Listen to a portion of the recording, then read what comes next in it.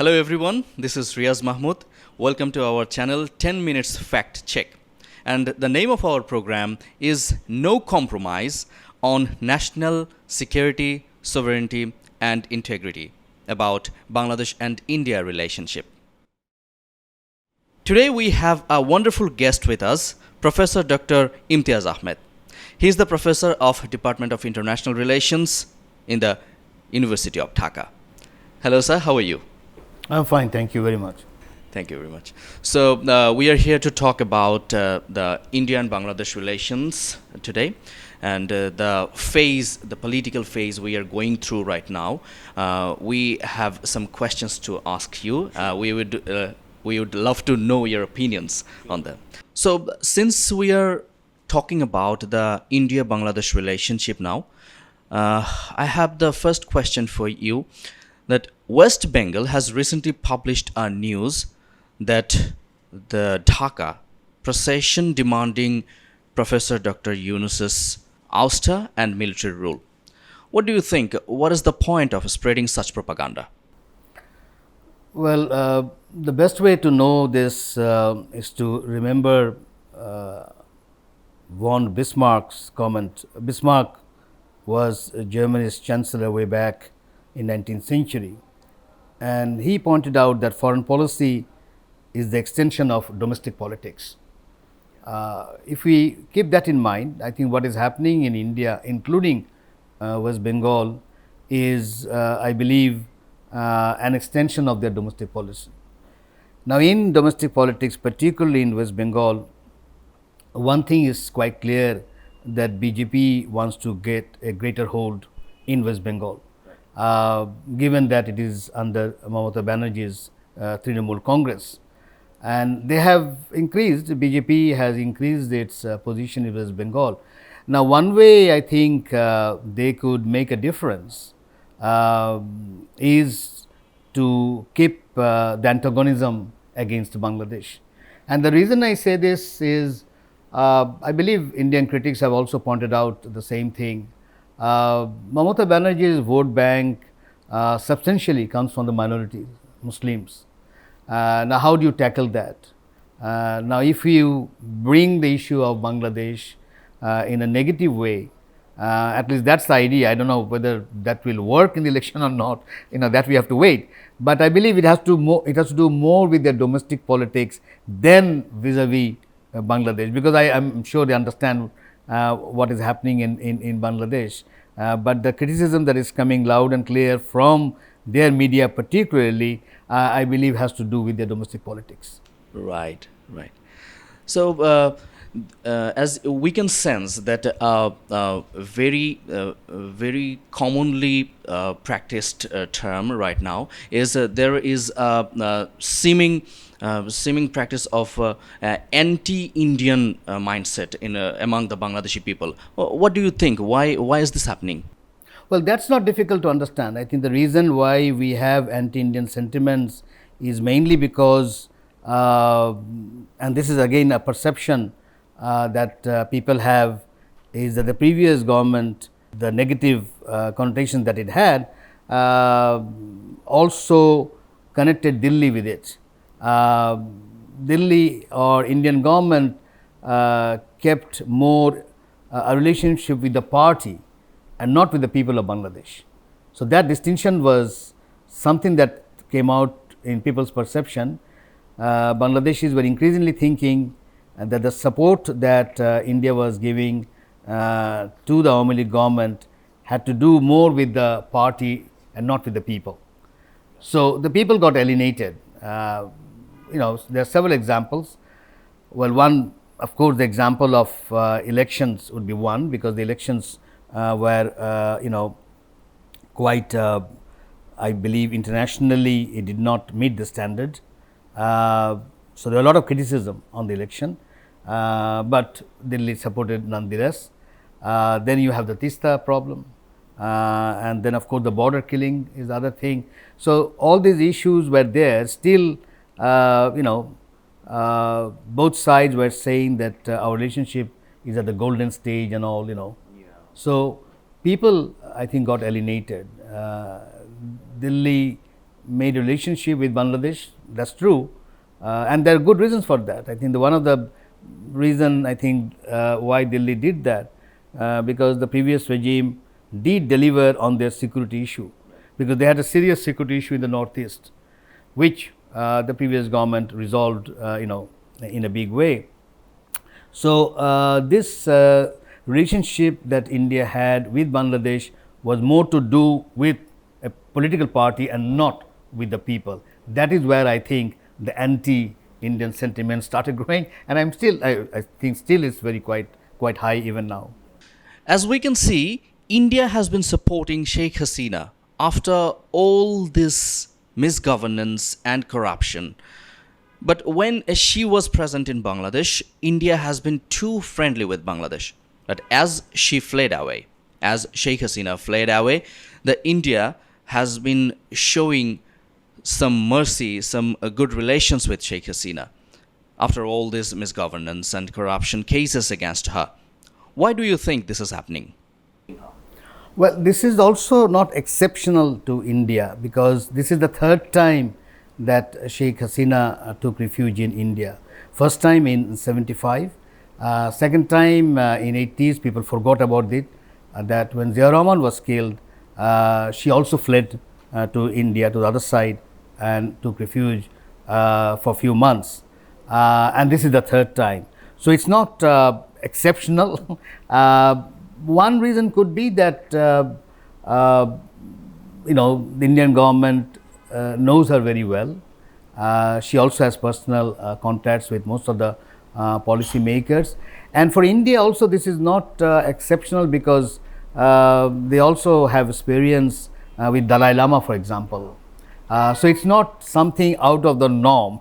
So within the norm, and of course, as I said, that when Sheikh Hasina was in power, India felt comfortable, given that one, the security issue was resolved, whatever they wanted in terms of connectivity, they got. So, that also I think must have registered to India that now that she wants to take shelter, let us give her shelter. So, it's not out of the norm, it's there, and I believe it's India's politics vis-a-vis Bangladesh. Yeah.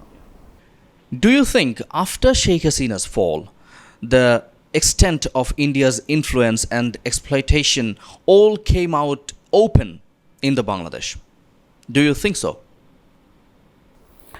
Well, it depends on how you are looking at it. Normally, there's a saying, the taste of the pudding is in the eating.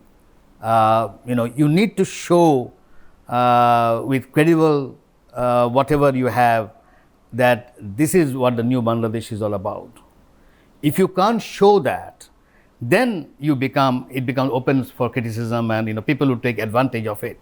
So I don't think one should be worried about what people are saying or what other media is saying. And one good example is, over the years, US was very critical of China's development, for example. If you go back to the 60s and the 70s and even early 80s, they were thrashing China. Oh, it's full of famine and people are dying, etc. But China did not respond at all. They kept on working, and now it's impossible for that media to be critical of China. You can be critical of the system, of course, but you can't be critical of poverty and all, because they have really made a difference to poverty. So that's a good example. So I think what is important is, you don't have to respond each time, and sometimes I see, foreign ministry or some policymaker responding. I think that's not required. You show with evidence. We show with what is called demonstration kind of an evidence. You make them believe that this is it. This is what is happening. But if there are some limitations there, if there are some issues there, they will make a mole, a mountain out of a mole. It's a small thing, but they will make it. So I don't think one should be one should be worried about what the international media or the Indian media is saying about Bangladesh. What Bangladesh needs to do is to quickly get in the task of reforms, quickly get into talks of what Bangladesh civilization is all about, quickly get into the development path, quickly make people talk about all these things in public, then investments would come in. When that comes in and when the growth and all this happen, I believe the criticism will not be taken seriously.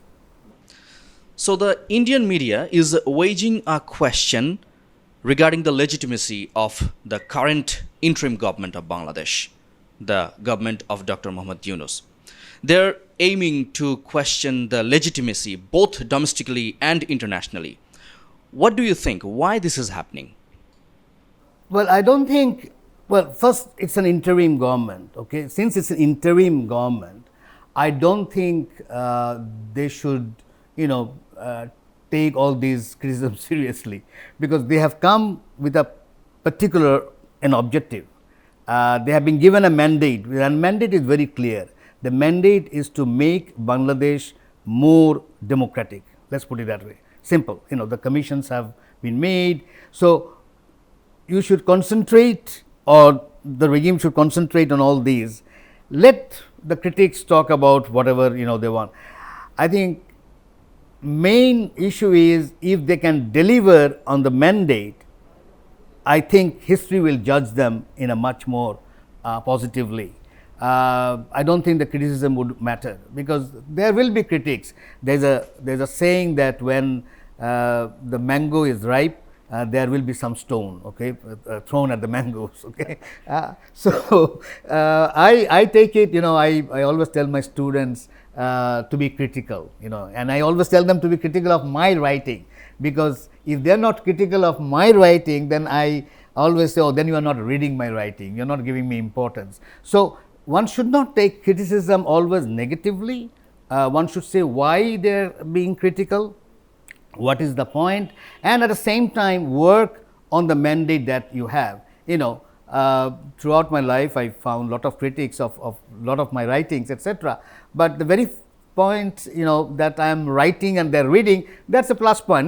Take the other side of the thing. If there were no criticism of my writing, then I would be worried, wow, why nobody is reading my work. So let's take it in that format. So I think it's quite natural that they will face criticism. So I think the task is whatever the mandate is, and the mandate is very clear. I wouldn't say whatever it is very clear. That is to make Bangladesh more tolerant, more peaceful, more stable, more democratic. If that goal is there, and if they can show with evidence that that is what they are working on, and since it's an interim, that means they are not going to stay long in any way. So I believe the criticism will vanish. So one should not worry about it.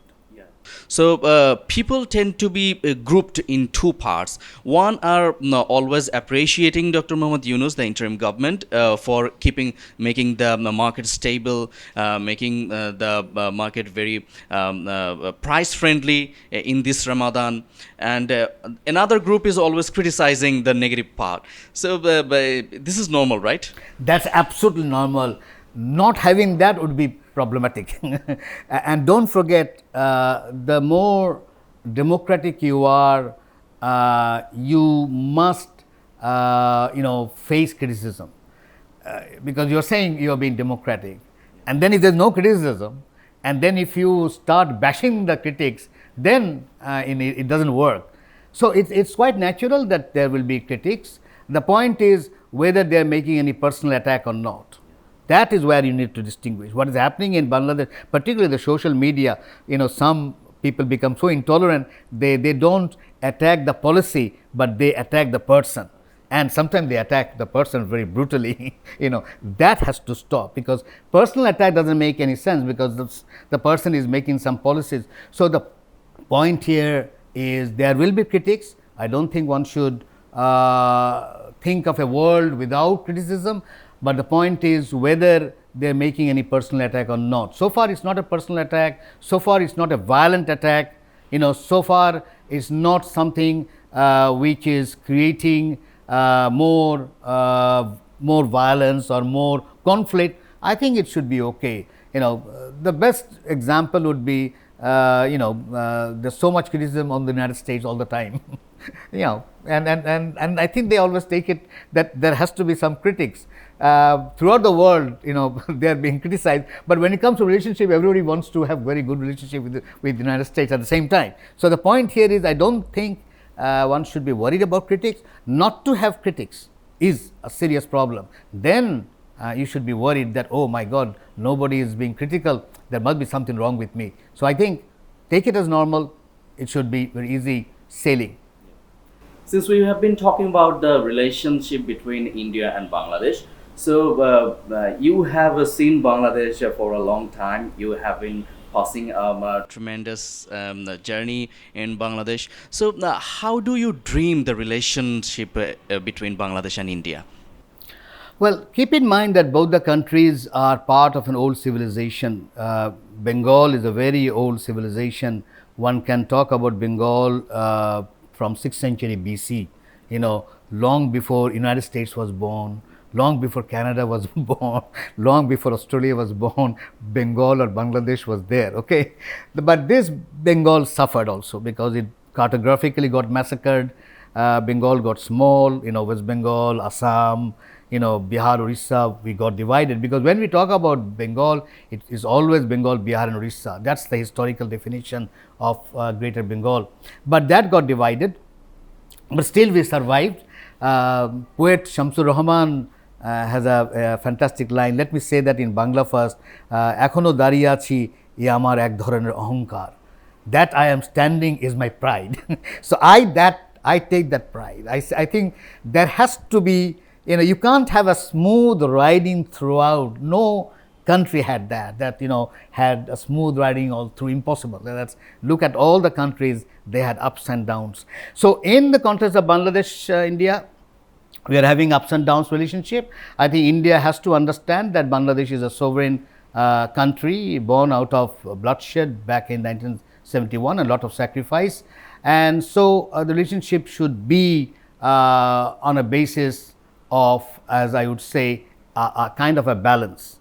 Now there I think there are problems with some Indian policymakers, because in India's understanding of South Asia, they either have Pakistan in their mind or they have Bhutan in their mind, okay. So nothing in between. Bangladesh was something in between, but then they tried to make too much of it. In fact, they wanted everything out of it. That balance has to be restored. I think there is something else other than being Pakistan, other than being Bhutan. That is where I think Delhi policymakers must mature. That is what I say. They have to mature. Whether they would do that or not, I think their foreign secretary came to Bangladesh and pointed out that we are going to have people to people relationship. That means they are also aware that there is a serious criticism of that the relationship was not with the people, was with one political party. So if they transform, and I believe good model would be China. China is a very good model in that sense. They are not worried about any domestic politics, whoever it is. Even now, as our chief advisor is there, they are giving all the respect that he deserves, with all the dignity and all. If somebody else was there in power, they would have done the same thing. I think that's a good model, because in that assures people also that yes, countries can be different, but and each country has its own path to development and to the future, whatever that country is doing. But to make everything conflictual, or that you have to do it in my way, that is, I don't think, a way it works. So if stability, if there can be a balance and harmony, I believe Bangladesh would welcome that. But if everything is done on the basis of whether it's big brother or big sister, then we have a serious problem. So I believe there are lessons for India this time. Hopefully they will also rectify the kind of policies they were doing in the previous 2 decades or 3 decades or even earlier. So one last question for you. we have some social media influencers who are Bangladeshis but staying out of Bangladesh, and they have been creating videos. They have been trying to positively or negatively influence the Bangladeshi people, and trying to establish something. We don't know yet if they are going to work positively or negatively for whole the nation. If I want to, if I just take a name, Mr. Pinaki Bhattacharya. So how do you see their roles for the nation? Frankly, I don't see any of those. That's, I'm a researcher, so no, I don't see any blogs. I'm not familiar with them. I know a little bit the names. I don't keep a track on that. This is also something you have whatever whoever is saying. You need your own research and your own evidence to back that up. Don't depend on anyone, in this world, because I think each person would have his or her own interest in doing whatever the person is doing. But sometimes I get surprised, because when you're in Rome, be a Roman. Okay, so if you are in the United States, I think they should concentrate in United States politics. Let Bangladeshis handle Bangladesh from Bangladesh standpoint and staying in Bangladesh. The problem is they can talk about it. I have no problem with that, but it doesn't really catch attention. Yes, a lot of people watch those because we are in a virtual world, but I don't know it helps. I'm not sure whether it helps Bangladesh as much it does damage. And sometimes some of their remarks, I know, they are not based on facts, and that also creates problem. Sometimes the language is also, gets very intolerant. That also becomes a problem. So well, you can't rule that out. They will be speaking their mind, I think, which is fine. I have no problem with that. But whoever is listening should actually have their own research, own verifying kind of a source, and not depend on one particular source. So listeners, we have been through a beautiful session with Professor Dr. Imtiaz Ahmed, and we hope this discussion, this session, the opinions we received from him is satisfactory to you, and let's dream for a better Bangladesh. Right. Thank you. Thank you, sir. Thank you for being with us.